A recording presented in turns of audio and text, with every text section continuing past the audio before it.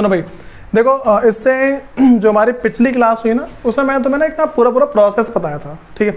उस प्रोसेस के अंदर क्या था कि अगर कोई एक इंसान काम करना बंद कर दे तो आगे के जितने भी इंसान है ना, उन सबके पास पैसा जाना बंद हो जाता है, ठीक है। तो मैंने जैसे बताया था कि भाई खेती, मान लो किसान खेती कर रहा है, ठीक, तो खेती करते वक्त क्या होता है, अगर वो खेती करना बंद कर देगा ना, पूरी की पूरी इंडस्ट्री बर्बाद हो जाएगी, सब कुछ बर्बाद हो जाएगा, ठीक है। ऐसा होता है। जैसे मान लो मैं तुम्हें बताता हूँ कि अगर मान लो गेहूं की खेती चल रही है, ठीक, तो गेहूं की खेती अगर बंद कर दी जाए एकदम से, गेहूं की खेती जहाँ एकदम से बंद कर दी जाएगी ना, तो उस टाइम होगा क्या कि भाई आगे जो भी उस खेती से रिलेटेड काम होगा, चक्की वाले, चक्की के बाद ब्रेड वाले, ठीक है, ब्रेड के रिटेलर, उसके सेलर, ठीक, उसके उपभोक्ता, इन सब पे बहुत बुरा प्रभाव पड़ता है। बात समझ में आई? मान के चलो, अब मैं तुम्हें अगला एग्जांपल देता हूँ। मैंने बोला अब वाइन की बात करते हैं, दारू की, ठीक है। तो मान लो कि जो इंसान दारू बनाता है, अगर वो दारू बनाना बंद कर दे। अच्छा तुम्हें एक बात पता है, जब ये लॉकडाउन लगा था तो उस टाइम सबसे पहले क्या चालू किया था? दारू का ठेका। क्यों किया था पता है भाई? देखो होता ऐसा है ना कि जो दारू का ठेका है वो हमारी, मान के चलो, आधी अर्थव्यवस्था को ना नशेड़ियों ने संभाल रखा है, ऐसा बोला जाता है। हमारी आधी अर्थव्यवस्था को नशेड़ियों ने संभाल रखा है, ऐसे ही कुछ होता है, ठीक है। अब सुनो, देखो मैं अगली बात क्या बोल रहा हूँ। मैंने बोला कि भाई वाइन की बात चले, ठीक है, दारू बनाने की। अगर दारू बनाने वाले दारू बनाना बंद कर देंगे ना, सबसे पहला जो दारू का ट्रांसपोर्ट करता होगा, ठीक है, जो जिस गाड़ी में दारू जाती होगी, वो क्या है कि वो मान लो पूरा नष्ट हो जाएगा, उसकी फैमिली चलना बंद। मैंने क्या बता दिया, देखो भाई मेरे पास है वाइन, अगर ये बनना बंद होगा ना, तो जो ट्रांसपोर्ट वाला होगा, ये ट्रांसपोर्ट वाले का घर गया क्योंकि उसके पास इनकम नहीं आएगी, ठीक है। उसके बाद भाई जो इन दारू वगैरह को मान लो चेक करता होगा, ठीक है, उसका घर गया, जो चेकर होता है, जो चेक करता है कि भाई इसकी क्वालिटी कैसी है, सही है गलत है, इसका गया, तो भाई इसका मतलब इसकी भी नौकरी गई। उसके बाद अगला भाई जो भी शॉप होती है दारू की, वो चलेगी। तो देखो एक चीज़ बंद होने पे कितने पे इफेक्ट पड़ा, ठीक है, एक चीज़ बंद होने पे ये 3 चीज़ पे इफेक्ट पड़ गया। अब सुनो इसके आगे हम अगली बात करते हैं। भाई पता है पहले के ज़माने में मीडिया वगैरह क्या करते थे, एक हेलीकॉप्टर, उसमें पायलट और एक कैमरामैन, तो ये 2 जने मतलब कि मिलके क्या करते थे भाई, 2-3 जने मिलके जो भी कहीं पे आग लगी है फिर ऊपर से शूटिंग करते थे। बात सुना रही है? अब ना एक चीज़ आ गई, ड्रोन, ठीक है भाई। पहले हमारे पास हेलीकॉप्टर था, इसमें कितने लोगों को नौकरी मिलती थी? जो पहले पायलट है वो, ठीक है। अगला जो हमारे पास कैमरामैन, ठीक है। तीसरा जो भी इस वीडियो का पूरा कॉन्टेक्ट करता होगा भाई, इधर आना उधर, तो मान लो जो डायरेक्शन मैन है वो, 3 आदमी। इन 3 आदमी की नौकरी पता कौन खा गया? ड्रोन समझते हो? शादी वगैरह में जो होते हैं, मतलब कि रिमोट कंट्रोल से चलाते हैं, तो भाई ये चीज़ क्या है कि उनकी नौकरी खा गया। ये बातें पता लग रही है क्या बोल रहा हूँ मैं? तो ये जो हमारे पास होना, देखो 3 जने की नौकरी गई। अच्छा इससे तुम्हें क्या पता लग रहा है? टेक्नोलॉजी बढ़ती ना तो बेरोजगारी बढ़ती है। बात सुना रही है? जैसे जैसे टेक्नोलॉजी बढ़ती है वैसे वैसे बेरोजगारी बढ़ती है। अपना जितने भी कंट्री वगैरह ना, सारी कंट्री के अंदर एक बात देखी जाती है, वो बात ये है कि अपना मशीन आ रही सब जगह। पहले क्या होता था, मान के चलो, देखो सबसे पहले ना, अगर हमें कोई सामान खरीदना है तो हम क्या करते थे, यहाँ से पहले उतना दूर जाते थे, ठीक है। तो इसमें 3-4 लोगों को नौकरी मिलती थी हमारी वजह से। कैसे? सबसे पहले ऑटो वाला, बस वाला या फिर ट्रेन वाला, ठीक है। अब क्या होता पता है? अब कंपनियाँ आ गई हैं। वो कंपनियाँ करती है, एक ही बंदे का रखती है, वो वहाँ सामान खरीद के सीधा हमारे घर पहुँचा देता है। 3 लोगों की नौकरी एक जना खा गया। ये बातें पता लग रही है?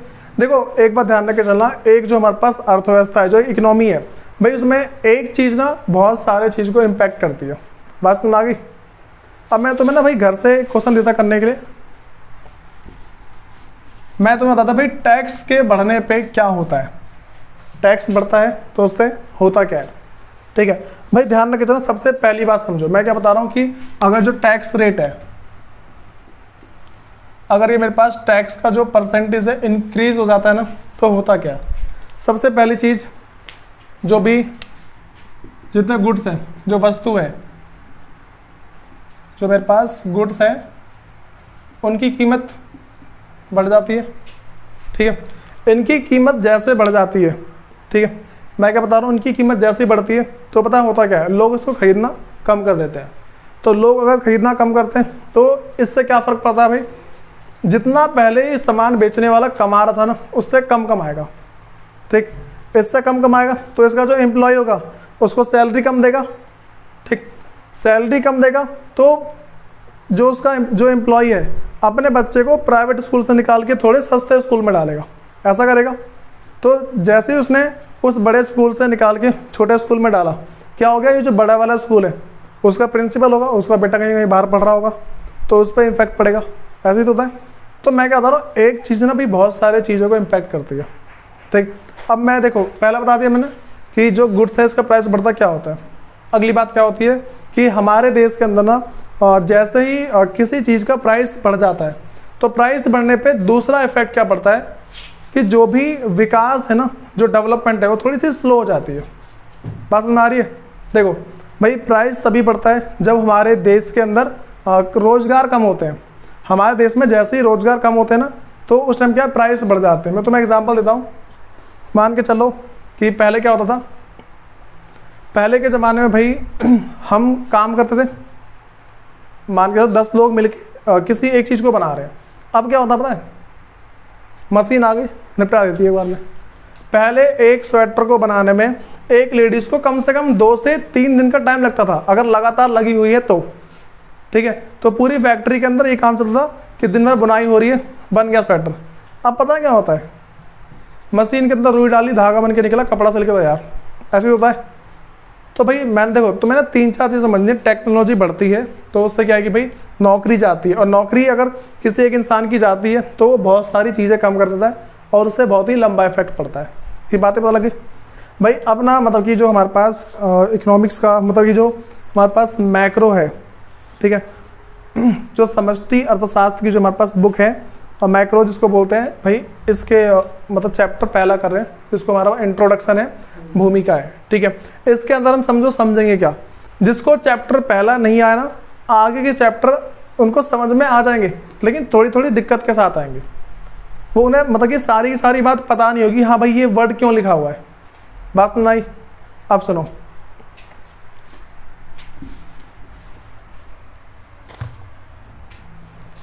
भाई हमारे पास चैप्टर का ये इंट्रो है।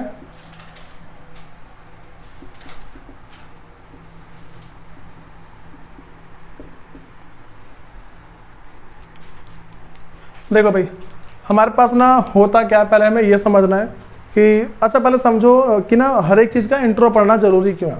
पहली बात पता होनी चाहिए। मैं देखो जैसे मान के चलो कि मैं तुम्हें दिल्ली के बारे में बता रहा हूँ, मैं तुम्हें सीधा बोला इसको कर दूँ कि भाई वहाँ की रोड बहुत अच्छी है। ठीक, मैं फिर जाकर बोल दूँगा मतलब कि जो भी फैसिलिटी बहुत अच्छी है। तो ये क्या है, एकदम बीच की बात हो गई है। तो ये क्या हमारे पास बीच की बात हो गई। लेकिन अगर ऐसा बोला जाए कि भाई दिल्ली जो है इंडिया के अंदर है, ठीक है, इसकी स्थापना इस टाइम हुई, मतलब पहले उसकी हिस्ट्री पढ़ेंगे तो क्या थोड़ा सा ना एक बेस बनता है कि हाँ भाई ये सारी बातें इसके अंदर है।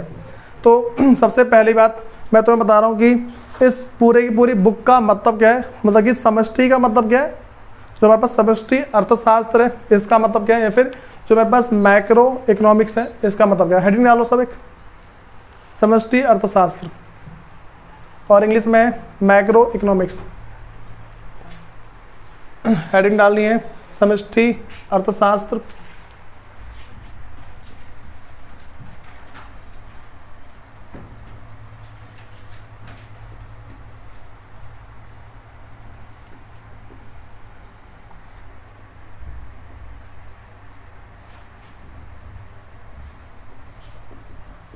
सुनो भाई, जो मेरे पास समष्टि अर्थशास्त्र है, जो मेरे पास मैक्रो इकोनॉमिक्स है, मैं तुम्हें इसके अंदर क्या बताया था। सबसे पहले देखो, इसको समझने से पहले हमें माइक्रो के बारे में पता होना चाहिए। बस हमारी जो हमारे पास माइक्रो इकोनॉमिक्स है, हमें क्या है उसके बारे में पता होना चाहिए कि माइक्रो इकोनॉमिक्स है क्या। देखो भाई, जो हमारे पास माइक्रो इकोनॉमिक्स था उसके अंदर हम छोटी छोटी बातों को पढ़ते थे। छोटी छोटी बातें कौन सी हो गई, डिमांड हो गई, सप्लाई मतलब कि मांग पूर्ति, ये सारी बातें पढ़ी। या फिर हम पढ़ते थे कंज्यूमर इक्विलिब्रियम, मतलब उपभोक्ता संतुलन, ये सारी बातें पढ़ी थी ना मैंने। मांग बढ़ रही है तो क्या होता है, मतलब डिमांड इंक्रीज हो रही है तो क्या होगा, डिमांड डिक्रीज हो रही है मतलब कि डिमांड मांग जो है कम हो रही है तो क्या होगा। ये सारी की सारी बात पहले बता चुका हूँ मैं। अब ना भाई हम ना इससे ऊपर उठ के हम अब पूरे देश के मतलब कि पूरे देश के बारे में बात करते हैं। जैसे मान लो पहले मैं क्या करता था, पहले मैं तुमसे बोलता था कि कोई से एक वस्तु है, अगर मतलब कोई गुड्स है, उसकी कीमत अगर उसका प्राइस हमारे पास बढ़ जाता है तो क्या होगा। जैसे मान लो मैं तुमसे बोलता हूँ, तुम्हारी 11th की थोड़ी सी डिस्कशन है, ठीक है। यहाँ प्राइस है, यहाँ क्वांटिटी है, ठीक। तो हम यहाँ पे बात कर रहे हैं कि जब प्राइस मेरे पे 100 है तो क्वांटिटी है 1000। अब बताओ प्राइस 500 हो गया तो मुझे कौन बताएगा यहाँ पे क्या लिखूंगा मैं इससे कम लिखूंगा, ज़्यादा लिखूंगा, बराबर लिखूंगा, कौन बताएगा। प्राइस बढ़ गया है, सिंपल सी बात है। पहले 100 रुपये का 1000 आम आते थे, मान लो 100 रुपये के पहले 1000 आम आते थे। बताओ अब इससे 100 रुपये से बढ़ के 500 रुपये हो गए, कमाएंगे ना, ठीक है। ज़्यादा कहाँ से आएंगे ना। सुनो यहाँ देखो, यहाँ देख जाओ, तो यहाँ पे कम से कम मैं 400 300 लिख दूँ, इतना लिख सकता हूँ। तो हमें क्या समझना है भाई यहाँ पे, और भाई कैसे यहाँ पे ज़्यादा कैसे आएंगे, ज़्यादा कैसे आएंगे यहाँ पे, मतलब कि कीमत बढ़ गई तो वही भी कर देंगे। कॉमन सेंस की बात होती है यहाँ पे। ये वाली बातें पता लग रही हैं। ये हमने पढ़ा 11th के लेवल पे। अब पढ़ेंगे भाई 12th क्लास के लेवल पे। अब पता क्या होगा, अब हम सबसे पहले ये पढ़ेंगे कि अगर पूरे देश के अंदर डिमांड एकदम से कम हो जाती है तो क्या फ़र्क पड़ता है। बस में आ रही है। मैं तो पहले इसका ना हल्का सा क्लू दे रहा हूँ। मैं तुमसे ऐसा बोलता हूँ कि भाई पूरा देश है, उसके अंदर ना लोगों ने सामान खरीदना एकदम कम कर दिया, सामान खरीदना पूरा बंद कर रखा है। कोरोना काल याद है, कोरोना के टाइम पे हमने सिर्फ क्या खरीदते थे, जिस चीज़ की हमें ज़रूरत है, और सारी चीज़ ख़त्म, ठीक है।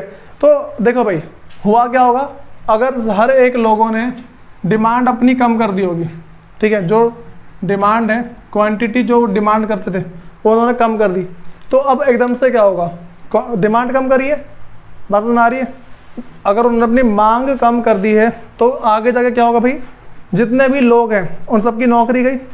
नौकरी लोगों की क्यों छूट रही थी, नौकरी छूटने का क्या कारण था भाई, कि वहाँ पे क्या ही जो भी डिमांड वगैरह थी वो सारी हमारे पास कम हो गई थी, डिमांड कम हुई, बात समझ में आ रही है। देखो मैं तुम्हें दूसरा एग्जांपल देता हूँ। मोमोज वाले थे मार्केट में मोमोज वाले थे, ठीक है। तो हुआ क्या, हम उस टाइम खा रहे थे क्या मोमोज, नहीं खा रहे थे उस टाइम, डर था मन के अंदर, फिर भी 1-2 किलो खा रहे थे, वो बात अलग है। तो हम क्या मोमोज नहीं खा रहे थे, तो ये जो हम मोमोज नहीं खा रहे थे, मोमोज वाले की नौकरी गई, ठीक है। मोमोज वाला अपने बच्चों को पढ़ाता होगा, तो जहाँ पे अपने बच्चों को पढ़ाता होगा तो भाई अब वहाँ पे वो फीस दे नहीं रहा होगा, मतलब मना कर दे बेटा कुछ दिन रुक जा। तो अब वो जो टीचर होगा उसके पास अभी देखो, अब सबके पेरेंट्स तो ऐसे ही होंगे ना, मतलब कुछ ना कुछ काम कर रहे होंगे, सबकी नौकरी चली गई, सबकी नौकरी गई, तो भाई स्कूल वाले या फिर जो भी टीचर हैं उन सबकी भी नौकरी चली गई, ऐसे तो हुआ। अब टीचर की नौकरी गई, टीचर जो भी काम कर रहा होगा, मतलब अगर वो आगे कोई सर्विस दे रहा होगा अपनी, ठीक, तो वो सारी सर्विस भी कम हो गई। ये बात पता लग रही है। तो ये जितनी चीज़ें मैं बता रहा हूँ ये सारे क्या है, एक चीज़ के कम या ज़्यादा होने से बहुत ज़्यादा फर्क पड़ता है, ठीक है भाई। अब ना जो मैं तुम्हें लिखवा रहा हूँ इसमें लिखना शुरू करो, पहले हिंदी वाला लिख लो।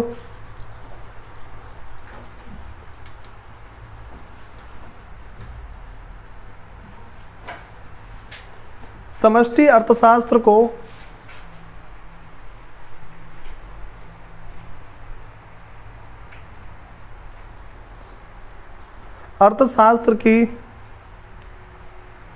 समष्टि अर्थशास्त्र की उस शाखा के रूप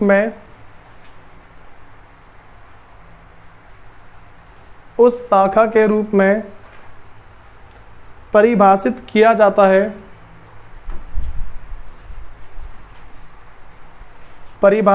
जाता है जो समस्त अर्थव्यवस्था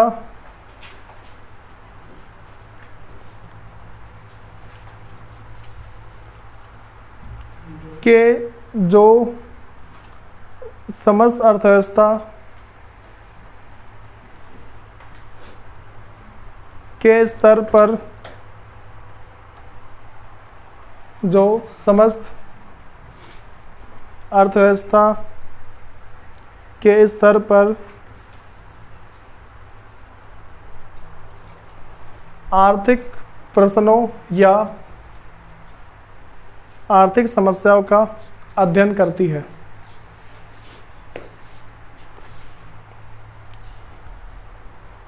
देखो भाई क्या लिखा है मैंने इसमें, पर एक बार इंग्लिश का लिख लो। मैक्रो इकोनॉमिक्स इज डिफाइन, आर्थिक समस्याओं का अध्ययन करती है।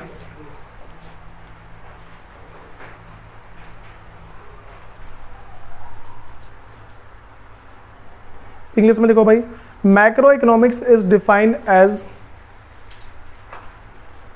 That branch of economics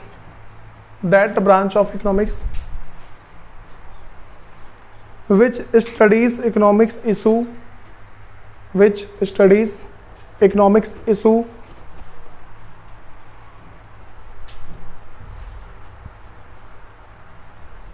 or economic problem as a whole, WHOLE last वाला, as a whole। ठीक है भाई, ये बातें पता लग रही हैं। मैं तुम्हें सिंपल सी बात बताई, मैक्रो इकोनॉमिक्स क्या है भाई, समष्टि अर्थशास्त्र क्या है, पहले हिंदी में समझा रहा हूँ। देखो, समष्टि अर्थशास्त्र हमारे अर्थशास्त्र की वह शाखा है जिसमें एक अर्थव्यवस्था की संपूर्ण समस्या का, फिर समस्त समस्या का एक इकाई के रूप में अध्ययन किया जाता है। बात समझ आ रही है? देखो, इसमें ना समझना क्या है कि समष्टि अर्थशास्त्र क्या होती है। समष्टि अर्थशास्त्र की वह शाखा है, समष्टि अर्थशास्त्र की वह शाखा है जो पूरी की पूरी अर्थव्यवस्था का एक इकाई के रूप में अध्ययन करती है। हम पूरे अर्थव्यवस्था को छोटी सी यूनिट मान के चल रहे हैं ना। मैंने क्या बताया, पूरे अर्थव्यवस्था की जो डिमांड है वो सारी यहीं पे तो है। ठीक, अब ना ऐसे ही मैं अगली बात करता हूँ। ठीक है, अब इंग्लिश में क्या भाई, मैंने इंग्लिश में कहता है कि macroeconomics is that branch of economics in which all the economic problem and issues are studies as whole. ठीक है, इसका मतलब क्या भाई, पूरी इकोनॉमी में जो भी प्रॉब्लम चल रही है, फिर कोई सा इशू है या कोई सी प्रॉब्लम है, उसकी स्टडी कैसे करते हैं, एज होल, मतलब पूरे को मान के चलो, एक मान के चलते हैं। ठीक है, अब भाई देखो, पहले ये वाली बात तो लगी, डेफिनेशन क्लियर सबको, सुनो नेक्स्ट।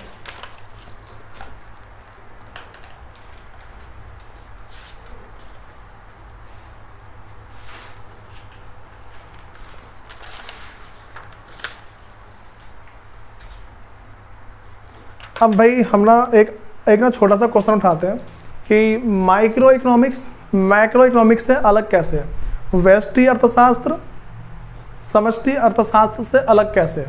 बस नारी मैं क्या क्वेश्चन बोल रहा हूँ, वैसे तुम्हारे एग्जाम में नहीं आएंगे, सिर्फ समझने के लिए। ठीक है, समझ लो कि हाँ भाई क्या क्या है। सबसे पहली चीज़ हम देखते हैं कि भाई पढ़ने का मुद्दा क्या है इसमें। ठीक है, मैं क्या बता रहा हूँ, हम जो इसकी जो स्टडी करते हैं किस लेवल पे करते हैं, हम माइक्रो इकोनॉमिक्स के अंदर, व्यष्टि के अंदर छोटे छोटे टॉपिक देखते हैं। जैसे मान लो कि हम देखते हैं डिमांड सप्लाई, ठीक है, फिर देखते हैं प्रोडक्शन देखते हैं, बस हमारी मतलब किसी चीज़ का उत्पादन देखते हैं। मैंने क्या बताया,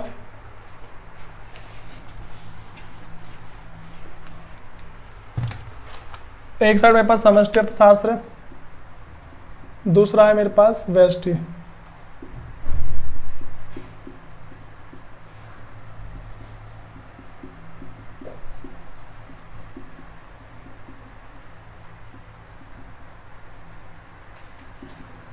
सुनो भाई, एक मेरे पास ये है, दूसरा ये।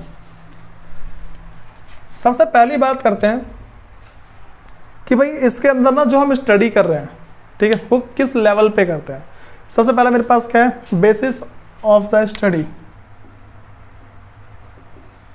बेसिस ऑफ द स्टडी मतलब कि अध्याय का आधार, अध्ययन का आधार। अब सुनो भाई, जो हमारे पास बेसिस ऑफ स्टडी है ये क्या है, एक तरीके से मैं ये बोल रहा हूँ कि हम माइक्रो इकोनॉमिक्स के अंदर क्या पढ़ते हैं, मतलब कि किस चीज़ को बेस मान के चलते हैं। दूसरा, मैक्रो इकोनॉमिक्स के अंदर किस चीज़ को बेस मान के चलते हैं। तो मैं तुम्हें ना इसके पहले ना एग्जाम्पल से समझाता हूँ, तो अपने आप समझ जाओगे। पहले मैं तुम्हें एक एग्जाम्पल देता हूँ कि भाई तुम स्कूल जा रहे हो, उसका बेस क्या है, तुम कॉलेज जा रहे हो, उसका बेस क्या है। ठीक है। स्कूल हम जो जाते हैं वो किसके बेस पे जाते हैं, छोटी मोटी स्टडी। कॉलेज जाते हैं एक स्पेसिफिक पर्पज़ से, ठीक है।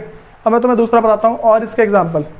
तुम गए छोटी वाली मार्केट, तुम किसी छोटे मोटे पर्पज़ से गए हो ना। अब तुम चले गए मान लो किसी मॉल में चले गए घूमने, तो इसका पर्पज़ कुछ और होगा। बात समझ में आ रही है। हम इस मार्केट में घूमते हैं, हमारा यहाँ का पर्पज़ कुछ और होता है। हम मार्केट में किसी मॉल में जाते हैं, वहाँ का पर्पज़ कुछ और होता है। ये बातें पता लगी। तो दोनों का जो पर्पज़ है अलग अलग है। बात समझ आई।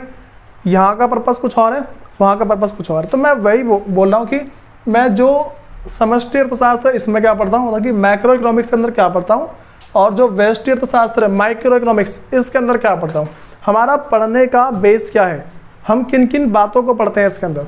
तो देखो भाई, पहला बोल सकता हूँ कि हम जो माइक्रो के अंदर पढ़ते हैं किसी एक इंडिविजुअल को पढ़ते हैं।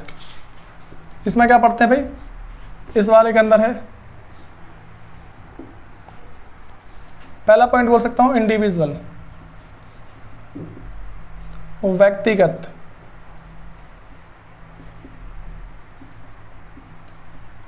ठीक है।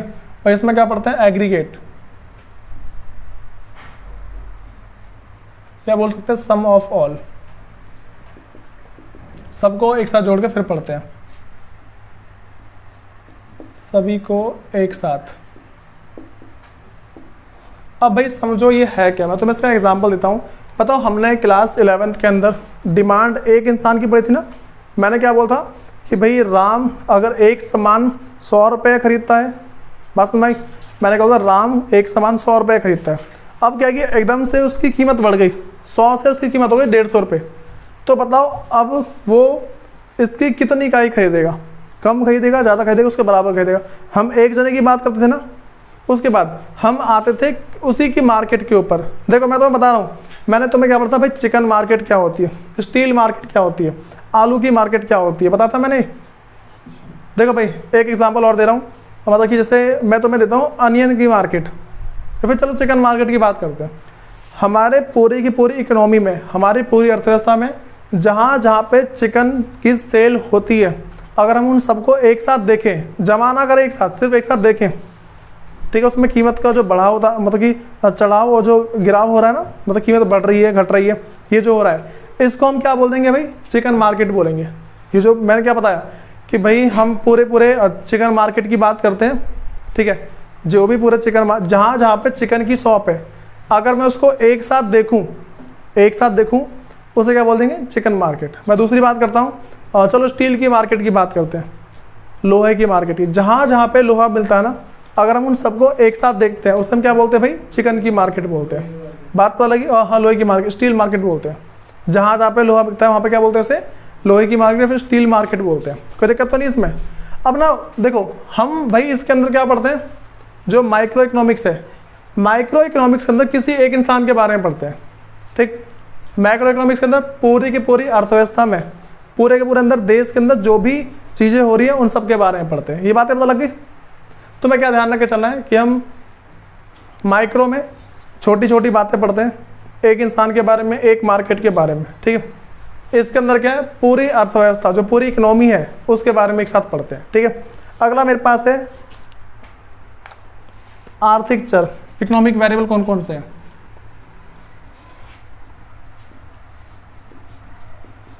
आर्थिक चर,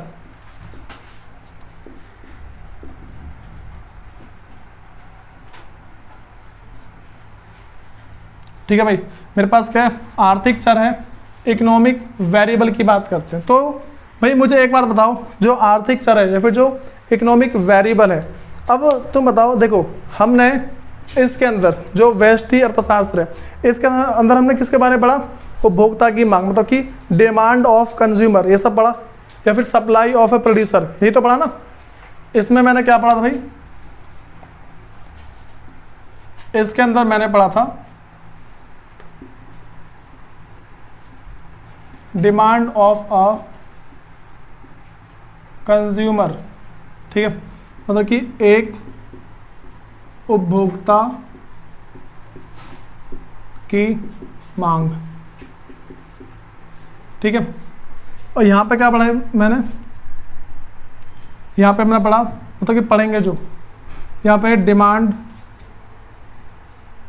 या फिर बोल सकते हैं एग्रीगेट डिमांड या फिर डिमांड ऑफ ऑल इकोनॉमिक। ठीक है, बात समझ, पूरी पूरी जो इकोनॉमी है ना उसकी जो भी डिमांड पढ़ेंगे एक साथ। और फिर यहाँ बोल सकते हैं संपूर्ण अर्थव्यवस्था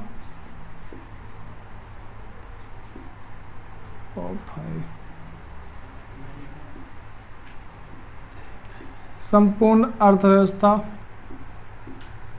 की मांग। ठीक है, ये बात समझ में आई। और अगर इसमें सप्लाई की बात कर दूं तो सप्लाई ऑफ अ कंज्यूमर, एक कंज्यूमर की सप्लाई या फिर एक उपभोक्ता द्वारा की गई मांग और की गई पूर्ति। ठीक, उसके बाद भाई इसमें क्या पढ़ेंगे, डिमांड, यहाँ पे सप्लाई ऑफ ऑल इकोनॉमी। ठीक है, या फिर संपूर्ण अर्थव्यवस्था की पूर्ति। ये बातें पता लग गई। देखो इसमें हम एक इंसान के बारे में पढ़ रहे हैं, इसमें पूरी पूरी अर्थव्यवस्था के बारे में पढ़ रहे हैं। ठीक है, अगला मेरे पास है भाई, देखो ऐसे ही ना, मतलब मैं अगर और सारी बातें देखूँ तो बहुत सारी बातें ऐसी आ जाती हैं। ठीक, अब ना हम कुछ ना भाई इंपॉर्टेंट टर्म के बारे में समझेंगे, कुछ इंपॉर्टेंट डेफिनेशन समझेंगे जो हमारे पास क्या क्या चीज़ है। भाई हमें केंद्रीय समस्या के बारे में पता क्या होती है, केंद्रीय समस्या, सेंट्रल प्रॉब्लम, बता रहा हूँ उसी के बारे में एक बार।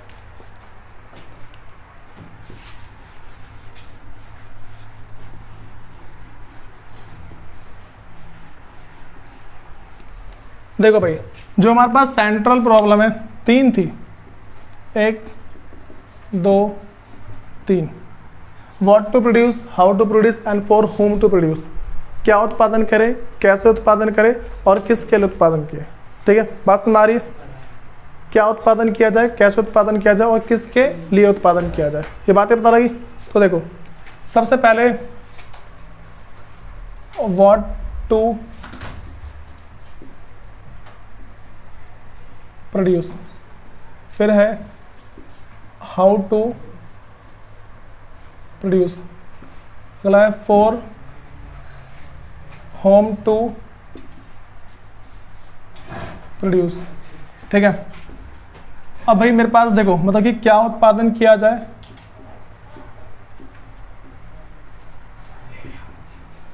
क्या उत्पादन किया जाए, फिर अगला है मेरे पास कैसे उत्पादन किया जाए, फिर तीसरा है किसके लिए उत्पादन किया जाए, किसके लिए उत्पादन किया जाए। अब सुनो भाई, ये तीन बातें थी हमारे पास। सबसे पहले बात करते हैं कि क्या उत्पादन किया जाए, व्हाट टू प्रोड्यूस। ठीक है, देखो एक बात ध्यान रख के चलना भाई, जब भी ना कोई इकोनॉमिक्स होती, जब भी कोई इकोनॉमी है, एक कोई अर्थव्यवस्था है, उसके अंदर अगर हम ये बात करते हैं ना क्या उत्पादन किया जाए, ठीक है, तो हम क्या ध्यान रखेंगे, मतलब कि व्हाट टू प्रोड्यूस के अंदर मतलब किस चीज़ को बनाया जाए, हम उस चीज़ को बनाएंगे जिस चीज़ की इकोनॉमी में ज़्यादा ज़रूरत है। बात समझ में आ गई। हम एक इकोनॉमी के अंदर उस चीज़ का उत्पादन करेंगे जिस चीज़ की हमें ज़रूरत ज़्यादा है। मैं तुम्हें एग्जांपल देता हूँ, मान के चलो कि चीन से हमारी लड़ाई चल रही है, ठीक, उस टाइम बताओ कि भाई उस टाइम हम गन्ने की खेती ज़्यादा करेंगे या फिर तोप गोले ज़्यादा बनाएंगे, तोप गोले ज़्यादा बनेंगे। बात समझ आ रही है। मैंने क्या क्वेश्चन पूछा कि अगर हमारी चीन से लड़ाई चल रही है तो उस टाइम हमें किस चीज़ का प्रोडक्शन ज़्यादा करना चाहिए, गन्ने की खेती या फिर तोप गोले। अच्छा, तोप गोले की खेती होती है क्या, उसको प्रोड्यूस करते हैं, ठीक है, जो भी चीज़ है। तो ये बातें पता लग गई। पहला पता लगा क्या उत्पादन किया जाए, दूसरा है कैसे उत्पादन किया जाए। सुनो भाई, हमारे पास ना एक जो इकोनॉमी है उसके अंदर कंडीशन अराइज होती है, बहुत सारी सिचुएशन आती है। अब मैं तुमसे एक क्वेश्चन पूछ लूँ, ठीक है, हमारे पास क्या है कि अगर तुमसे एक ऐसा क्वेश्चन पूछा जाए कि एक इकोनॉमी है, ठीक, उसके अंदर ना हमें प्रोडक्शन करना है, मान के चलो हमें ना टी शर्ट वगैरह बनानी है, ठीक है, हमें करना भाई टी शर्ट वगैरह बनानी है। तो ये जो हमारे पास टी शर्ट है, अब इसको बनाने के दो तरीके हैं। बात समझ आई। पहला मेरे पास है मशीन वगैरह से बनाए, बात समझ आई। पहला क्या है मेरे पास, क्या मशीन वगैरह से बनाए। दूसरा क्या है, पहला मशीन हो गया, दूसरा इंसानों से बनवाएं, हाथों से, ठीक है। तो भाई ऐसी क्या कंडीशन होगी कि हम मशीन से बनवाएंगे। दूसरा, ऐसी क्या कंडीशन है कि हम लोगों से बनवाएंगे। अब देखो भाई, कोई भी एक अर्थव्यवस्था ना, कोई भी एक कंपनी है, उसके दो उनका तरीका हो सकता है। पहला, वो प्रॉफिट चाहती है, वो क्या चाहती है भाई, लाभ कमाना चाहती है बहुत ज़्यादा। दूसरा देखो, प्रॉफिट बता दिया मैंने। दूसरा मेरे पास क्या है, वो भाई मान लो समाज का भला चाहती है, मान लो हेल्प करना चाहती है, बोल सकते हैं मदद करना चाहती है।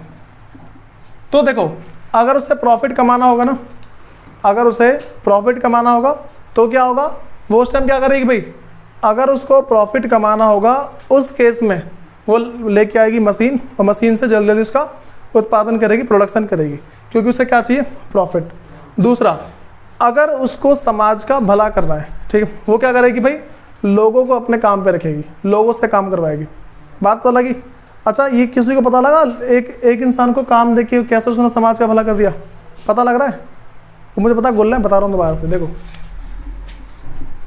एक इंसान को नौकरी दी, इसको नौकरी दी, मान लो 10,000 रुपये की सैलरी, ठीक है, इसके 2 बच्चे हैं, ठीक है, 2 बच्चे हैं। अगर इसको सैलरी मिलेगी, ये भेजेगा प्राइवेट स्कूल में, दोनों बच्चों को कहाँ भेजेगा, प्राइवेट स्कूल के अंदर भेजेगा, ठीक है, प्राइवेट स्कूल में भेजेगा। तो जो प्राइवेट स्कूल के जो भी टीचर वगैरह होंगे उनको सैलरी मिलेगी, ठीक है। तो देखो, जो प्राइवेट स्कूल टीचर हैं, जो टीचर वगैरह हैं, उनको सैलरी मिलेगी। अगर इसकी नौकरी होगी, अपने बच्चों को अच्छी अच्छी फैसिलिटी देगा वो, ठीक है, घर में एक वाईफाई का कनेक्शन ला के देगा, ठीक। सुनो, अगर वाईफाई देगा तो जो वाईफाई की जो कंपनी है वो चल जाएगी, ठीक है भाई। मैं सिर्फ एक को लेके चला, मान लो बहुत सारे वर्कर हैं, ठीक है, सबको काम दिया जा रहा है, तो सब स्कूल भेजेंगे, वाईफाई लगवाएंगे, तो वाईफाई की कंपनी है वो चलेगी। इसके अंदर जो भी एम्प्लॉय होंगे, इसके अंदर जो एम्प्लॉय होंगे वो सारे खुश रहेंगे। बात समझ आई? इसके अंदर जो भी एम्प्लॉय वगैरह हैं उन सबको सैलरी मिलेगी। सैलरी मिलने से क्या होगा, ये अपने बच्चों को स्कूल भेजेंगे। पता लगा एक इंसान को नौकरी देने का क्या फ़र्क पड़ता है, पूरी की पूरी अर्थव्यवस्था चल जाती है। बातें पता लगी? अब सुनो, जैसे मान लो कि मैंने एक ना लाइव एग्जांपल लेता हूँ। मान लो पायल है, ठीक है। अब क्या है कि भाई मान लो कि पायल के पापा जॉब कर रहे हैं, ठीक, जॉब कर रहे हैं। तो अब क्या है कि जॉब कर तो भाई इनको अच्छी अच्छी फैसिलिटी दे रखी है, ठीक है, ब्रांडेड मोबाइल दे रखा है। हर महीने क्या है कि भाई मान के चलो, इनको हर महीने क्या होता है, इनका रिचार्ज हो जाता है, वो बात की बात है, ठीक है। हर महीने रिचार्ज हो रहा है, हर महीने रिचार्ज हो, इसका मतलब क्या है, जो इनके जो गली के बाहर जो भी दुकानदार होगा उनके पास पैसे जा रहे हैं, तो क्या होगा भाई, वो अपने बच्चों को स्कूल भेजेगा, ठीक है। बच्चे स्कूल तो फिर जाके और अच्छी फैसिलिटी देगा इनको, मतलब कि जो भी सुन जाओ।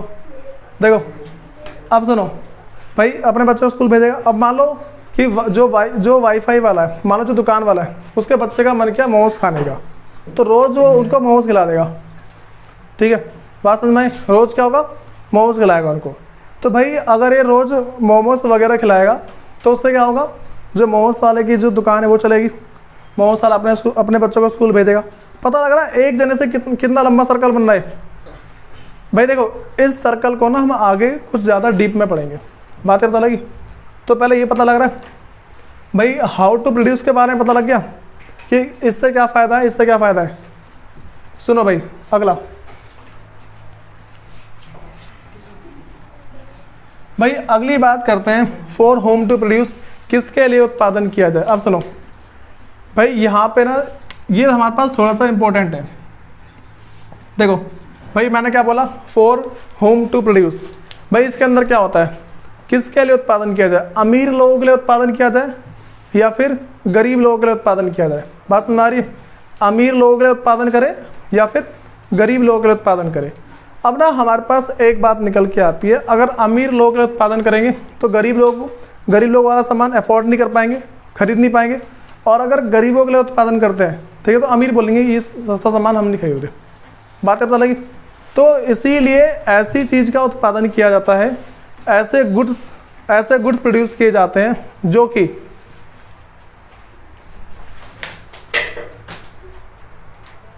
ठीक है। बात समझ आई? मैंने क्या बोला भाई कि जो भी हमारे पास की जो अमीर अगर मान लो अमीर के लिए उत्पादन करते हैं तो गरीब उसको खरीद नहीं पाएगा, और अगर गरीब के लिए उत्पादन करते हैं तो क्या होगा भाई कि जो अमीर है वो क्या है कि उसको खरीदेगा नहीं। बस नहीं, तो इससे होगा क्या भाई, अगर कभी भी ऐसा होता है, हम किस चीज़ का उत्पादन करते हैं, हम ऐसे गुड्स का या फिर ऐसी सर्विस को देंगे जो कि अमीर भी खरीद पाए और गरीब भी खरीद पाए। मैं तुम्हें इसका एग्जांपल देता हूँ। मान के चलो भाई जो हमारे पास कोई सी शॉप है, ठीक है, तुम बाहर किसी भी शॉप पे चले जाओ, वहाँ पे ना ऐसी कोई सी चीज़ नहीं होगी जिसको तुम ना खरीद पाओ। हाँ, अब तुम भाई वो क्या बोलते हैं टेस्ला की कंपनी में घुस जाओ, बात अलग है, तुम बोला है हम तो खरीद नहीं पा रहे, ऐसा नहीं वो भाई साहब। अच्छा तुम्हें एक बात पता है, जो टेस्ला की जो गाड़ी है वो 1,40,00,000 की मिलती शायद, तो एक्चुअल में इसकी कीमत जो है ना 70 लाख है। एक्चुअल में इसकी कीमत 70 लाख रुपए है, ठीक है।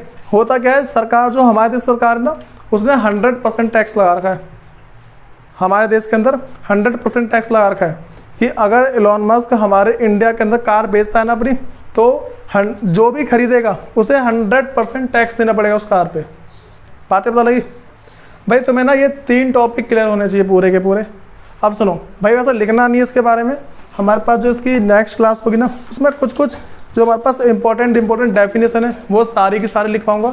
तो भाई एक बार देख लेना क्या क्या, एक बार घर से इतना रिवाइज करके आना।